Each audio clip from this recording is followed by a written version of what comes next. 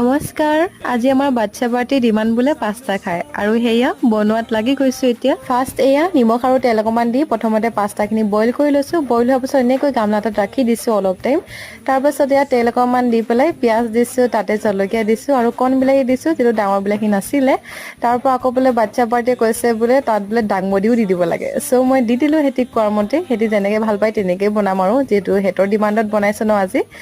এয়া দাংবডি অলপমান দিছো, পাছলে মানে নামেই নাই দাংবডি। চব্জিখিনি অকনমান সিজাৰ পাছতে পাস্তাখিনি এতিয়া দি দিছো। পাস্তাখিনি দি পেলাই অলপ টাইম ধুনীয়াকৈ লৰাই পেলাই অকনমান টাইম এনেকে গেছতে ৰাখি দিছো। সেইটো হোৱাৰ পাছতে আৰু অকনমান চচ দি দিছো। আজি আমাৰ চিম্পল পাস্তা ৰেডি হৈ গ'ল আৰু এতিয়া মই বাঢ়িমগে। চাব দে আমাৰ পোৱালিকেইটা বহিয়ে আছে খাম বুলি আৰু সিহঁতকো বাঢ়ি দিলো, লগতে ময়ো বাঢ়ি ললো খাবৰ কাৰণে। তাৰপিছত সিহঁতি খোৱা ষ্টাৰ্ট দিছে আৰু আমাৰ আইদেউ কৈছে আজি ভাল লাগিছে বুলি ক'লে আৰু ভাল লাগে। আৰু এইফালে সিহঁতি খাইও ফিনিছ কৰি দিলে ধুনীয়াকে। আজিলৈ ইমানেই আছিল, বাই।